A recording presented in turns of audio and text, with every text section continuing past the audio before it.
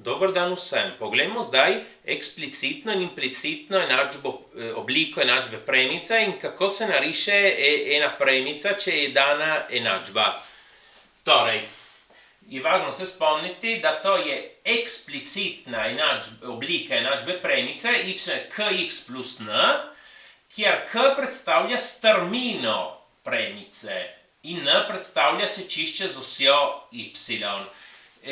O strmini sem govoril v enem drugem videu, kako si jo zamisliti. Torej, to ima geometrijski pomen. Mi premico lahko napišemo tudi v implicitni obliki. Ax plus by plus c je enako nič. Torej, zakaj ta se kliče eksplicitna in ta implicitna? Ker tukaj je eksplicitno podana vrednost od y glede na x.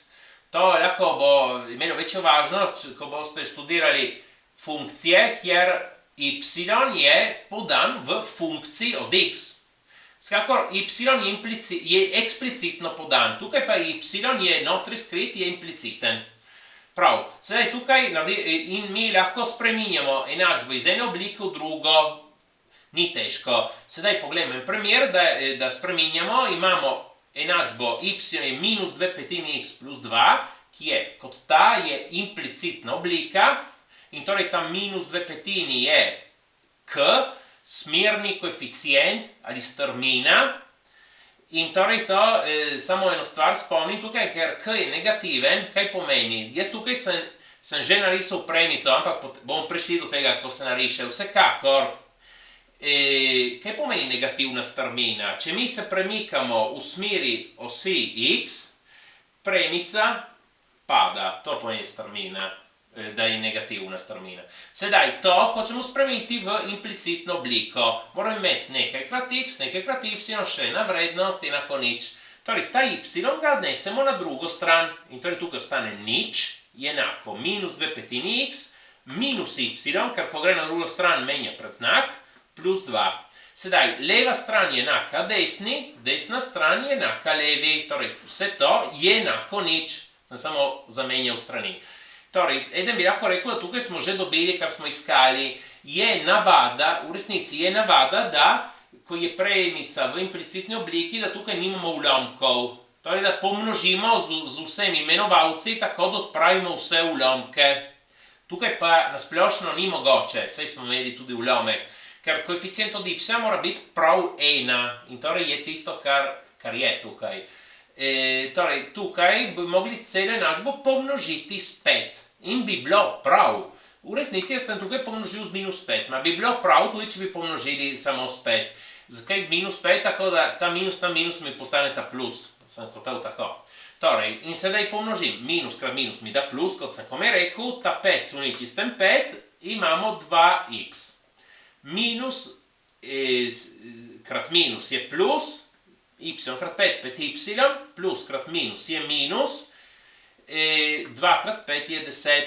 In smo dobili enačbo v implicitni obliki. Sedaj vidimo, kako se nariše premico. Torej, zato, da mi narišemo premice, zelo enostavno, ker je dovolj, da dobimo dve točki. Ko imamo dve točki, lahko načrtamo premico, jo potegnemo skozi tisti dve točki.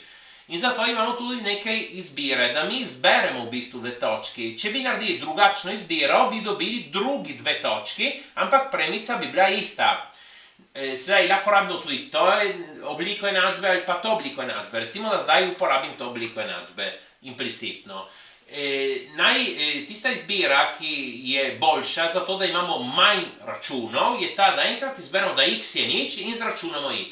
In ta drugič izberemo, da y je enako nič in izračunamo x.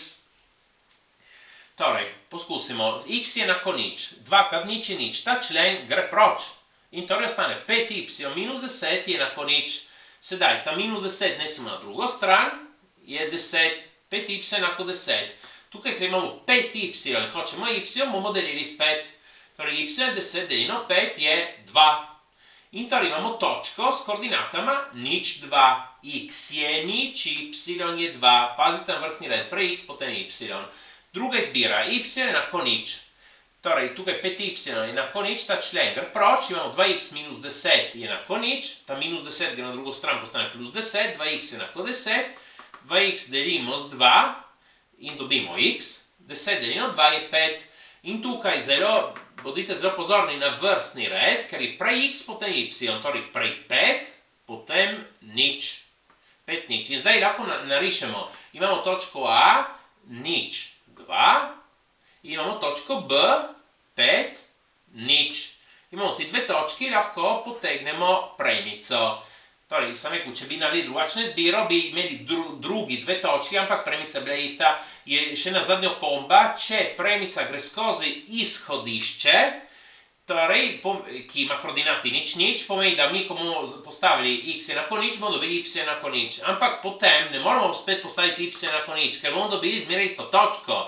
In nam ni zadosti na točka, rabimo dve točki, zato da načrtamo premico. V takem primeru, z eno točko lahko imamo nič, nič, drugo točko moramo narediti eno drugo izbiro. Izberemo eno drugo vrednost za y. Ali pa celo lahko izberemo še eno drugo vrednost za x. Kot želimo, bomo dobili še eno točko. Tako, prosim, všečkajte in upišite se. Hvala.